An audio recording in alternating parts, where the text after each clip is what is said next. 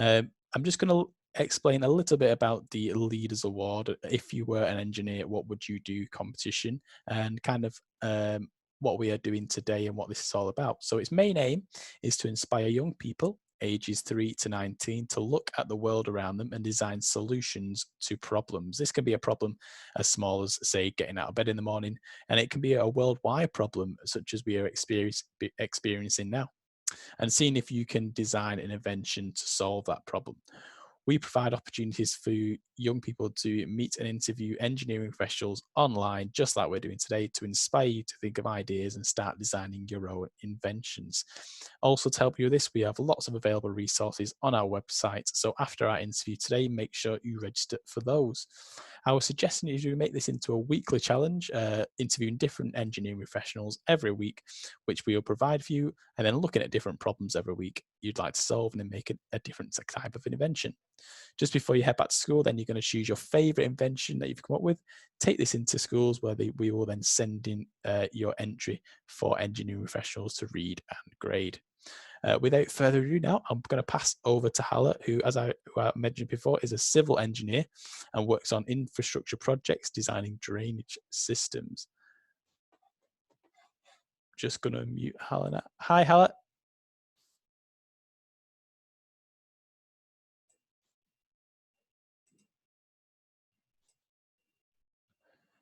Hala, can you just unmute your mic? Hello. Hi, Hala. How are you doing? You okay? I'm all right, thank you. Fab. I'm just going to stop sharing my screen now, and then you should be able to share yours as well.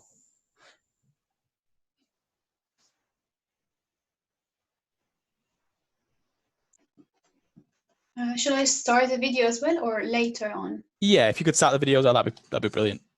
Okay.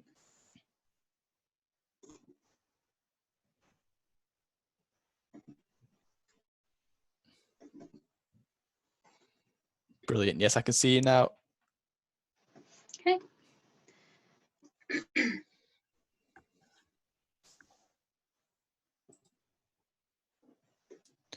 So like I said to everyone, what we're going to do is going to do Hala's presentation, and then after that, we'll do the Q&A section. If you want to type in your questions as soon as possible, though, that's totally fine.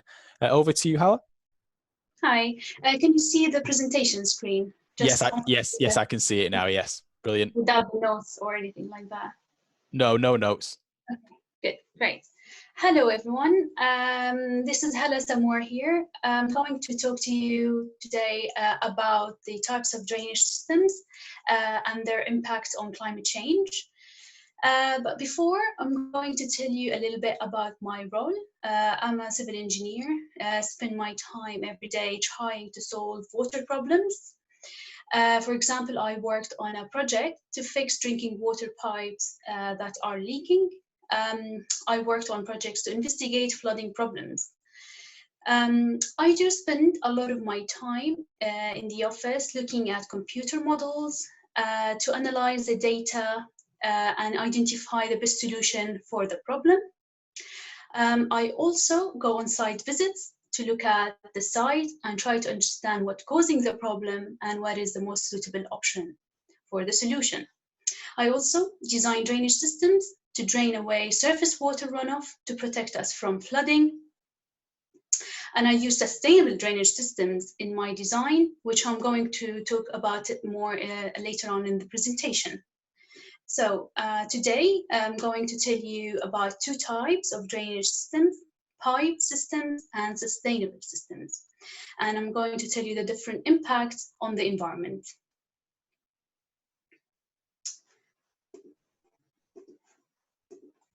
So the first type I'm going to talk about is the pipe system. These are underground systems that are designed to carry flow from houses, for example, from rooftops after a rainy day, and also sewers from toilets. And these pipes convey water away to the sewer treatment works where they get treated and released back to the environment. There are two types of pipe systems.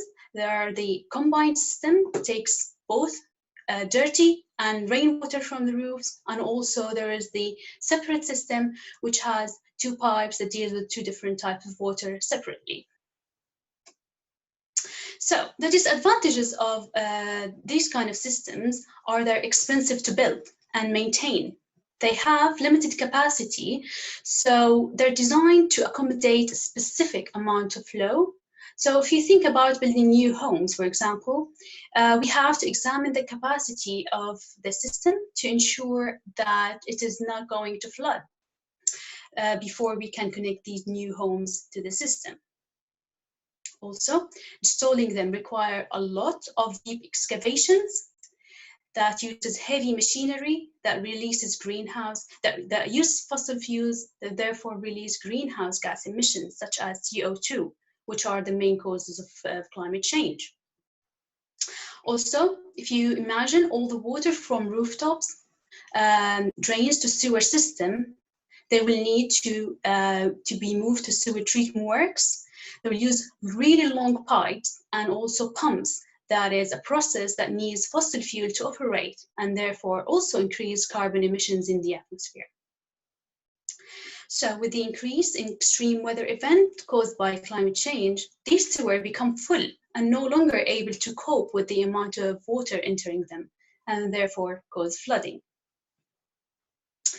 So let's move on to the second type of a drainage system, which is the sustainable drainage system. This type of drainage system is my favorite. I use it in my design as much as possible. For short, we're going to call them SUDs. So I'm sure you have seen this type of system in your local area or school, or perhaps the park where you play and spend time. This type of drainage system allows us to have more benefits of the drainage system other than only just to manage water. This is, of course, only to convey rainwater resulting from rooftops and from the surfaces. We can design parks with ponds and trees that works as drainage system, but in the same time, you can use it for other activities. Here in this slide, you can see there are lots of types of these systems. There are, for example, green roofs, which are normal roof, but with green areas on top, grass and flowers. Tree pits, which also a normal tree, but what's special about it that it takes all the water from the surrounding and store it underneath it for it to use the water to grow. There are ponds where you can also have ducks and fish in it, and you have rain gardens. So these systems have many benefits in addition to provide water management. They improve air quality by removing air pollutants from the air. They make the area looks nicer, greener, and more attractive. They reduce climate change impact as trees absorb carbon dioxide from the atmosphere, and the system protects us from flooding after a storm. Building them doesn't require a huge amount of digging as like the pipe system that I told you about earlier, because they're normally shallow on the surface, as you can see in the picture. Now I'm ready to take any questions. Hi, Hala. Thank you so much for that presentation there. I've just put in the chat section for everyone. If you've got any questions, please put them into the Q&A section, which I've seen one come through already. So we'll get straight to the questions now. The first one here that we've got is, what is the use of the green roof that you just showed then, Hala? So the green roof, so instead of having just a normal roof, so whenever the rainfall, wherever it rains, the water just flow over the system, over the roof, and then to the drainage system and so on. The green roofs, first of all, it absorbs the water for the plants to grow, for instance, as a start. And then you can have also, you can use the roof for other benefits, such as like a ring. You can have a garden on top of your building instead of, let's say, going to a garden. Or you can have also, you can grow vegetables, small vegetables and fruits and herbs. So yeah, there are multiple uses of it, but the most important one is that absorbs the water and prevent it from running off of these surfaces. Have you always had a passion for engineering, Hala, or what made you want to become an engineer? Yeah, actually, that's right. I've always wanted to be an engineer. I do have, so my dad is an engineer. Two of my uncles are engineers. We spend a lot of time in my childhood, remember, like fixing things, looking at things. And I always wanted to become an engineer, to become like them and be able to solve problems. So you mentioned there that you kind of, when you were growing up, you liked to build things, did you say, and create things when you were growing up as well. What was kind of your favourite subjects at school and as well? My favorite subject at school, actually, it was called workshops. I don't know if you have it here in the UK, but because I grew up in Jordan, so we used to have a workshop day once a week, and we used to make things like build like wooden tables, or just to be creative with the tools and drawings. So that was my favorite. And then we usually also take homeworks. Then I go to my uncles and dads for them to help me, say, building the wooden table, and to think about the different parts and how to put them together, and also because they had the tools, so they can help me building them. Wow, so you said you grew up in Jordan. Mm-hmm. Did you go to university there? Did you come over to the UK to go to university? I went to university in Jordan to do my civil engineering degree, and then I moved to the UK to do my master's degree in environmental consultancy, where I moved the focus to move towards the environment and how can we build things more sustainably. So if you weren't an engineer, Hala, what do you think you would be, or what other pathway would you have gone, do you think? Well, I would be a doctor. I like to help people, and and this is the thing that being a doctor, helping people, healing people, try to make them feel better, is always been my passion. And even like I'm not a doctor at the moment, and I'm an engineer, so I'm trying to do the same here. So I'm trying to make engineering help the world to become a better place instead of causing detrimental impacts on it as a result of development and engineering. We've got one on here on Facebook as well. So you mentioned about that you are quite passionate about climate change. They're asking, have you always been passionate about climate change, or was it when you started working as an engineer that you became passionate about climate change? Actually, it is when I became an engineer, because so first of all, it's a new recent topic. So when I was a kid, we didn't really hear about it as much. But yeah, so when I moved to the UK, and when I studied in university, we started hearing about the impacts, and we started to feel the impacts. So things are changing, the weather is changing. It's more hot in the summer, and it's really it's like stormy in the winter. And yeah, so started feeling, yeah, we should do something about it. I should contribute towards it, making it a better place. So and then I started looking at how can I do things to prevent this from happening, or at least reduce its impacts on people and the environment. Got another question here. So what's the biggest project you worked on so far, Hala? The biggest project. So in terms of the size of the project, so I worked on Hinkley Point, which is the biggest nuclear new build in Europe, Hinkley Point Seas. So I've designed there a pond that is also, as we discussed earlier in my presentation, is used as drainage system, but also it benefits the environment and biodiversity. So we have there ducks and fish. So I'm sure, I mean, when it's built and everything, everyone can go and have a visit because it's going to be open to the public.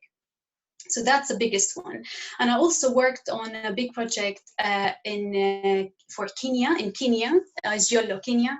It's also we worked on a plan to manage water from there, because there are lots of flooding that is caused by rainfall during the rainy season, because they have rainy season and they have also really dry seasons. So during rain season, lots of flooding, and sometimes it actually causes death. So I worked on that project to try to put a plan together to prevent that from happening and implement solutions. Just coming away from engineering just a little bit, what kind of other hobbies or things do you do away from engineering to kind of de-stress, Hala? I like to paint, and also I like yoga. It helps me a lot during stressful days at work, and trying to solve problems. And it's not an easy job, but it's a really good job. You try to do something and it's benefiting people, but yeah, sometimes it gets a little bit too much. So yeah, this is what I do when I after work. I do yoga and do painting during the weekends. I think you just mentioned it there a little bit as well, but is this where you feel like most creative and you can then kind of put this into your designs? Was that, sorry? So you said you do different things like yoga and painting, and is this where you feel kind of most creative, and then it gives you kind of ideas for your designs then? Yeah, definitely, yeah. It is actually very applicable. Yeah, so I feel creative in my while I'm painting, and at the same time, yeah, during my design, I try to make things looks nicer, and yeah, make things look better. We have a question here from Sahib. So he's asking, have you done any projects in India at all? Not in India at the moment, but yeah, I hope that I will someday. Is there anywhere that you've travelled with work? No, actually, not outside the UK. No. Where's kind of the best place you've been within the UK for work? Do you know? The best place. So I remember, I mean, from recent visit, because we go a lot to go for site walkovers around the Cotswolds, and yeah, so I think this is the best place. And also actually recently, when I visited the Hinkley Point the site and the surrounding area, it's a beautiful landscape there, and also really nice nature over there. So yeah, I enjoyed that a lot as well. We walked along the river there or the brook, actually it's a smaller river, to try to understand what is causing the problem and how can we connect the pond to the brook there. So I know you said places that you've travelled to. Is there anywhere you would like to travel to with work within the UK or maybe outside of the UK? Actually, so I mentioned the project in Kenya. So before COVID, there was a plan for me to go and visit the other town. So because we're doing lots of different towns there, solving flooding problems. So yeah, there was a plan for me to go and visit Kenya, one of the towns there in Kenya. So yeah, I think it will be really interesting to go and visit there. So hopefully after the lockdown, we will be able to travel freely. I'm going to visit Kenya for work. Now, yeah, you work for Atkins, am I right, at the moment? Yeah. How did that come about? How did you get the job there? So when I said that I did my master's degree, so part of the master's degree was to do a placement, a 3 months placement. So I started to apply for companies and got accepted in Atkins for a 3 months 3 months placement. And then after that, my placement got extended to 6 months because they liked the way I worked, and they just extended it for me, and they had a lot of work as well needed to be done. So they extended the placement to 6 months.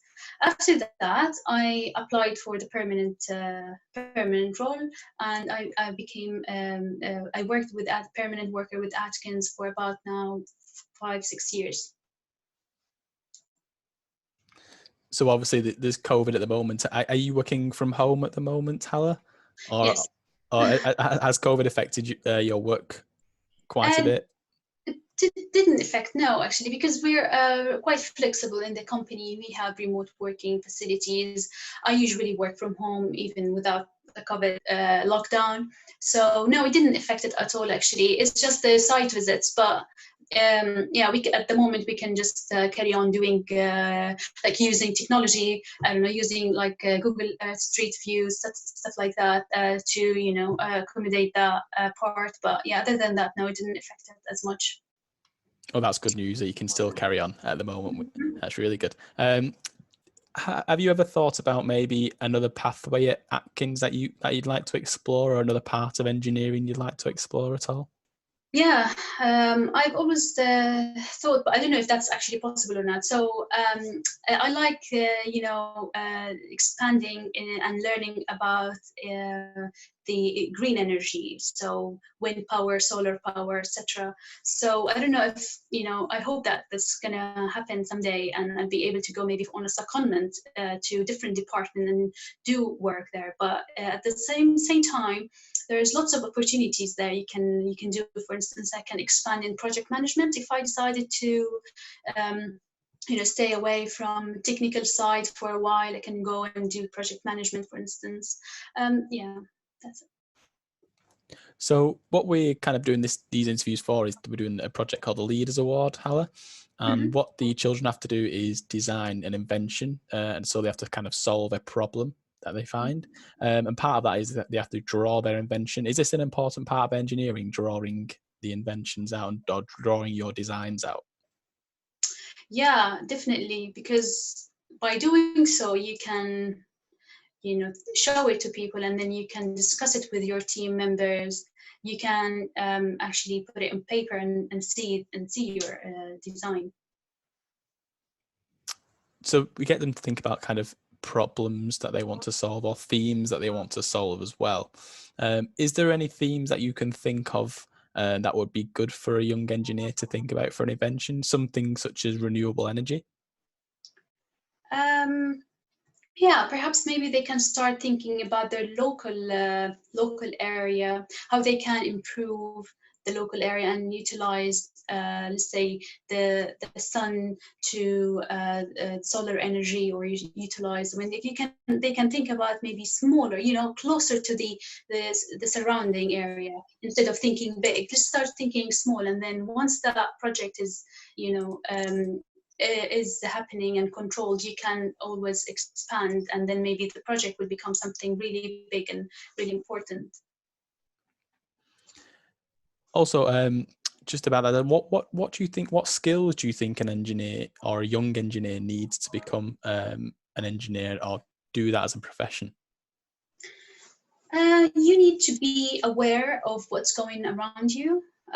So what sort of problems going around, like as I said earlier, like flooding. You need to be aware, and then you need also to always search and look for, watch online documentaries, always read environmental magazines and news about environmental issues. So you expand in your knowledge, and you understand what's actually happening and what is the problem. And therefore, it's pave the way for you to solve the problems and become an engineer, because engineers, they solve problem all the time. Basically, is solving problems. I'm going to kind of put you on the spot a little bit here, Hala, but don't worry if you can't answer it just yet. But what we ask the young engineers to do, like I said before, is think of a problem and then design an invention around it. Can you think of any problems at all, even within your work, that you might that you would like to solve, and maybe design an invention around that at all? That's a good question. Do you want me to give you a little bit of time to think Yeah, about that while we go on to some other questions? yeah. So we've got another question here. So he's saying, my aim is to become an airspace engineer. So can you give me any tips at all? Aerospace engineer. Or maybe just engineering tips in general? Engineering tips. So while you're at university, I think we should all take things seriously. So sometimes you think that you're getting overwhelmed with the amount of information, and sometimes you question yourself, will I ever use this information? Will I ever use this knowledge? Yeah, take everything seriously. You will need to use it at some point in your career. So pay attention to the detail, focus on your studies, and try to apply it to practical experience. So whenever you can, go on secondment. It's really benefiting. I think that's mostly it. Just pay attention to detail and try to take things seriously. So within Atkins at the moment, I think you said how you kind of got into it. Are there any kind of apprenticeship schemes going on at the moment at Atkins? Yes, yeah, there are a lot actually. In our team, we have 3 apprentices actually, and yeah, there are lots of different departments. So I'm in the infrastructure water engineering department, but there are lots, and there are aerospace, there are nuclear. You can apply for those. Yes, so I'll just get people, if you got any more questions, if you could type them into the Q&A section as well. People on Facebook, if you've got any more questions as well, can you type them onto the Facebook comment section as well on there. We'll just wait for a few more to come through, Hala, as well. What's the favorite part of your job, do you think, at the moment? Favorite part? The favorite part is when so after finishing a design, to actually see it being built. That's, I think, the most interesting part of it. I didn't see a lot of my designs being built just because it's sometimes my work is part of a really big project that is like lots of stages. But for you to know that your design is going to be built somewhere, and then you can go and visit and see the impact, and how nice it is, how people are actually enjoying it. That's really nice. So you've described how you kind of make drainage systems and design drainage systems. How long does it take to create a full kind of drainage system, or even just design the drainage system? It depends on the area. So if we're designing a drainage system for, let's say, a 400 meter long road, then that's going to take, let's say, from the concept design, which is the beginning of design, to the detailed design, about, say, maybe 2 months. But when it's big, when it's part of like a really big area, that is a new area, it takes longer than that. So obviously you design them. Do you need kind of artistic skills to do this, do you think? So for the young engineers that are kind of coming through and thinking about doing design engineering, do they need the artistic skill? Well, it would, if you have that skill, then that's great, because your designs will always be special. But and especially actually in sustainable drainage systems, you can be creative, and the more creative, the better actually.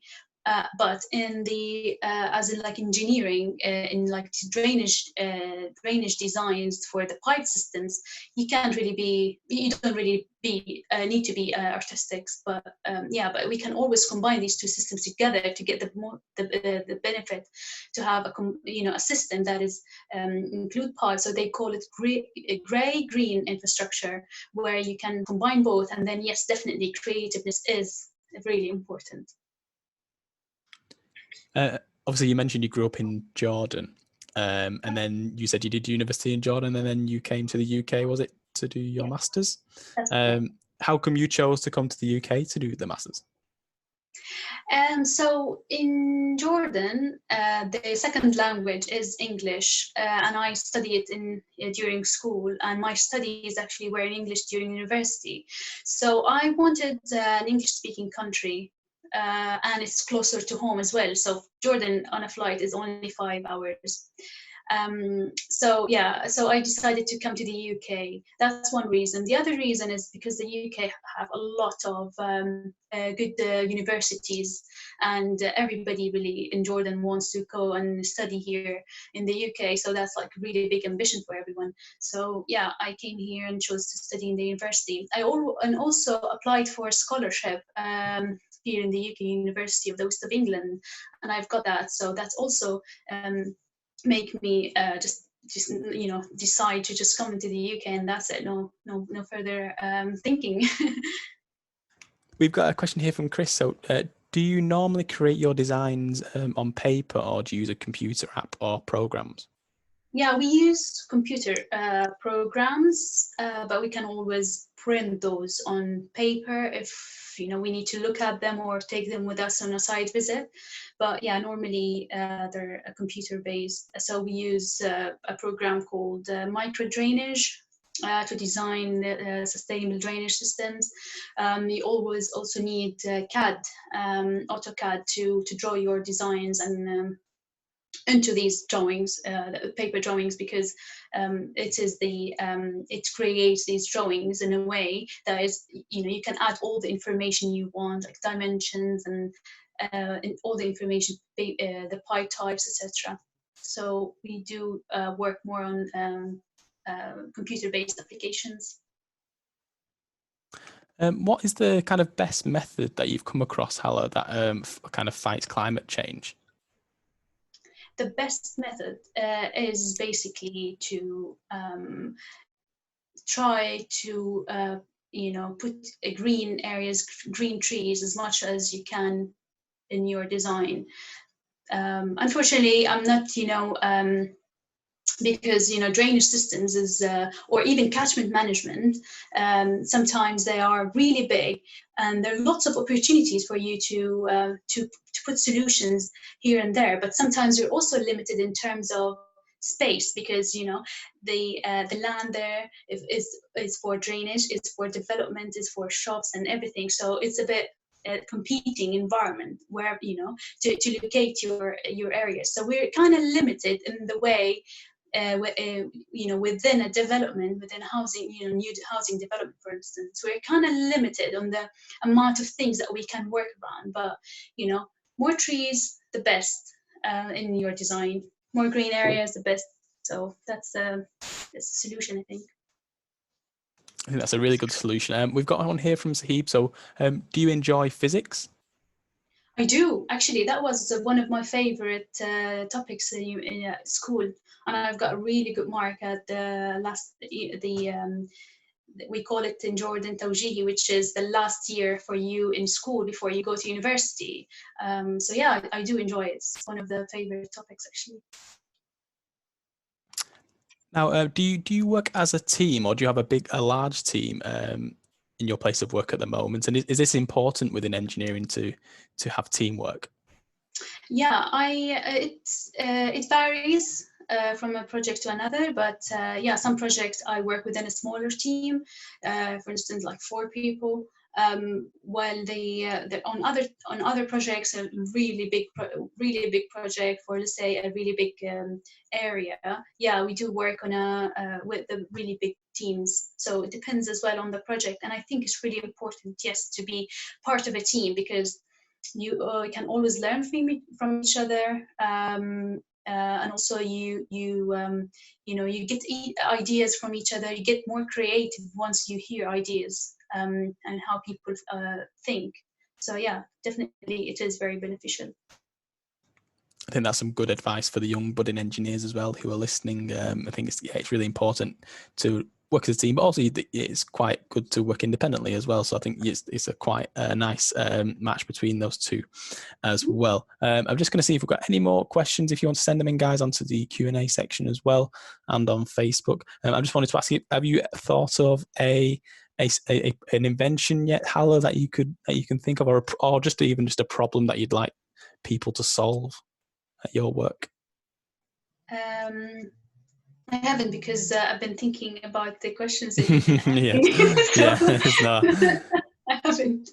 That's fine. No, There I are think lots of problems really that I'm sure if I I'm sure I can find lots of problems, but for instance, perhaps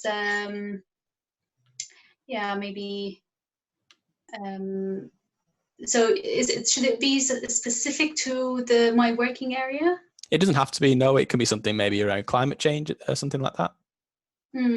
Yeah, maybe try to think about how can we how can we reduce our impacts on climate change?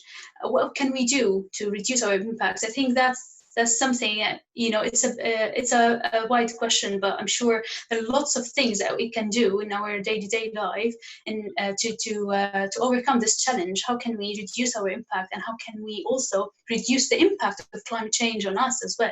It's a two-way situation.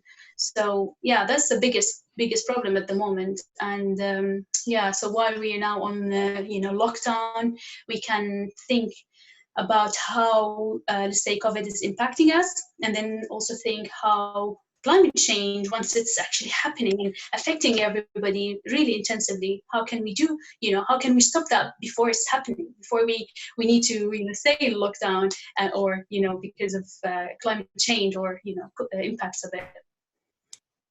Yeah, I think that's a really good, a couple of good themes for them to think about and problems to think about there around climate change, and also kind of COVID-19 and how there are less cars on the road at the moment as well, which I think has really impacted the climate as well. I just want to say a big thank you to people who have been sending in their questions. They've been amazing. I hope you've enjoyed answering those today, Hala, as well. I did, yeah. I also want to say a big thank you to you, Hala, as well, for answering those questions and taking the time out of your day to do this for us. I hope you've enjoyed it this morning, doing this interview today. Thank you very much. Yeah, I really enjoyed it. We also have an online survey which that you can access. It was on our PowerPoint at the start. I can also put it into the chat section now. I hope you've all been inspired to take on the Leaders Award competition, and our resources are on the website. It's www.leadersaward.com as well. I think we'll end it there. Is that okay, Hala? And thank you everyone there today. Thank you very much. Thank you for everyone joining us. Bye everyone.